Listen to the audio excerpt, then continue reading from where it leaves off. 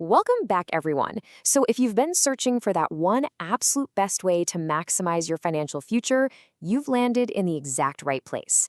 Today, we are looking at the one financial concept that will completely change how you think about your money, your time, and investing in general. It's a mechanism so incredibly powerful that understanding it could literally be the difference between working your entire life and retiring with absolute financial freedom. And hey, you don't just have to take my word for it. Albert Einstein famously called this mathematical principle the eighth wonder of the world. Even Warren Buffett, one of the most successful investors in human history, built basically his entire fortune using this exact same mechanism. We are, of course, talking about compound interest. And yet, despite being praised by geniuses and billionaires alike, most people go their entire lives never truly understanding how it actually works. Which naturally raises a pretty huge question, right? Why do so many people just completely ignore it? Honestly, I think it's because compound interest sounds, well, kind of boring. It sounds like a snooze fest from a high school math class, not some thrilling ticket to financial freedom. Because of that, people push it off. They tell themselves, I'll start investing later when I have a real salary, or I'll figure all this out when I hit my 30s. It's completely understandable. But delaying is actually the most expensive mistake you can possibly make. Section 1. What is compound interest? Okay, let's dive right into this, because to see exactly why waiting is such a massive mistake, we really need to look at the core mechanics under the hood. Let's hit the absolute basics real quick.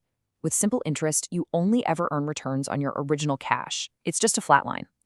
But compound interest, that's a whole different ballgame.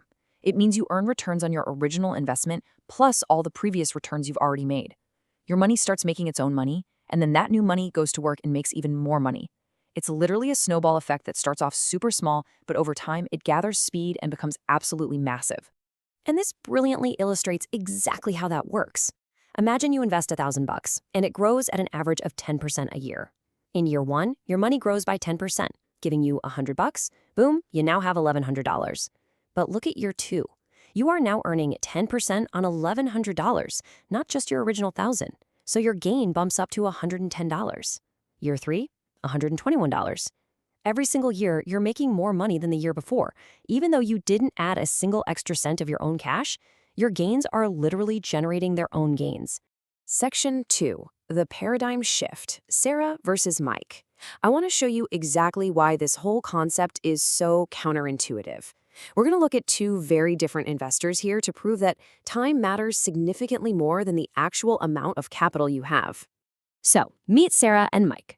Sarah starts investing at age 25. She drops $300 a month into an S&P 500 ETF, which, is essentially just a basket of the top 500 companies in the US, averaging about 10% a year.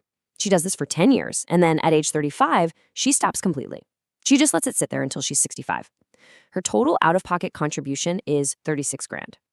Now look at Mike. He starts later at age 35. He also invests $300 a month, but he keeps at it, investing every single month for 30 years straight until he's 65. His total contribution is $108,000. So who do you think ends up wealthier at 65? Most people assume Mike for sure, since he put in 3 times the cash over 3 decades. But check out these real numbers. At age 65, Sarah has approximately $863,000. Remember, she only put in $36,000 out of her own pocket, and she totally stopped investing when she was 35. Her money just had this massive 10-year head start to grow entirely untouched. And here is the crucial point. Mike ends up with only $678,000. Sarah crushes it, ending up with significantly more money, despite investing $72,000 less than Mike. Starting early is just mathematically way more powerful than trying to play catch-up with 3 times the money a decade later. This is exactly why financial advisors always say the best time to start investing was yesterday, and the second best time is today. Section 3. Math made simple. The rule of 72. So how do you actually visualize this kind of crazy compounding acceleration in your daily life? Well, let me show you a really quick mental trick that savvy investors use literally all the time. It's called the rule of 72. This little formula lets you instantly estimate how long it's going to take for your money to double at any given interest rate. You basically just take the number 72 and divide it by your expected return rate. So say you park your money in an S&P 500 ETF that averages roughly a 10% return per year. You just do 72 divided by 10. The result, 7.2 years, meaning your money will roughly double every 7.2 years. Simple as that. Let's move to the timeline and see how this builds with a $10,000 investment. Notice what happens here. At year 7, you're at $20,000. Year 14, $40,000. But look at this massive jump between year 28 and year 35. It skyrockets from $160,000 to $320,000. While the percentage of growth hasn't changed at all, the actual dollar amount growth accelerates dramatically in those later years.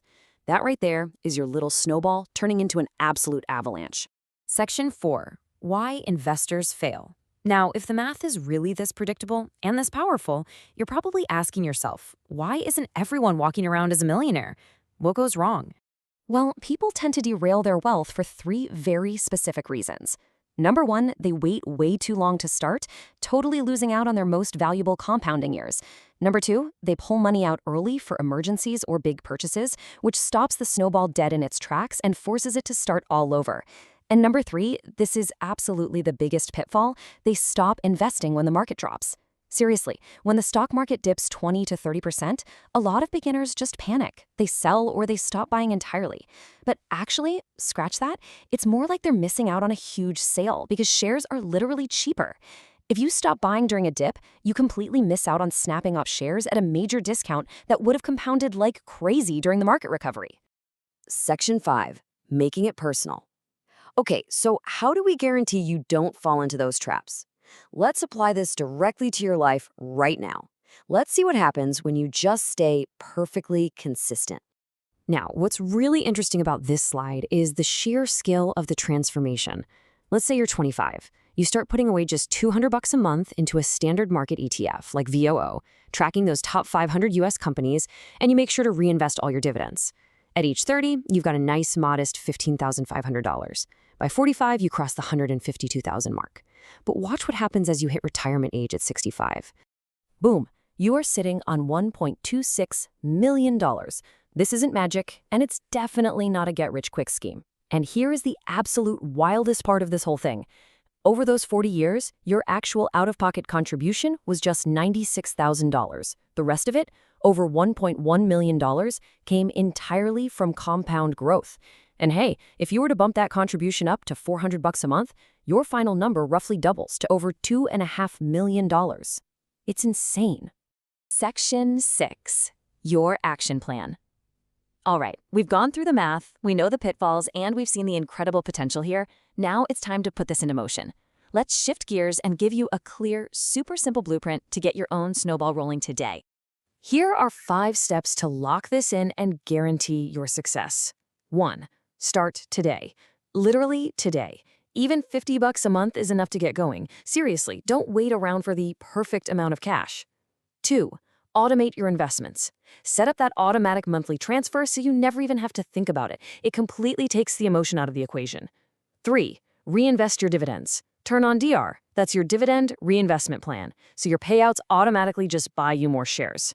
4. Do not touch it. Treat this account like it doesn't even exist for your day-to-day spending. And 5. Increase those contributions over time. Whenever you get a promotion, a raise, or pay off a chunk of debt, just bump up that monthly transfer.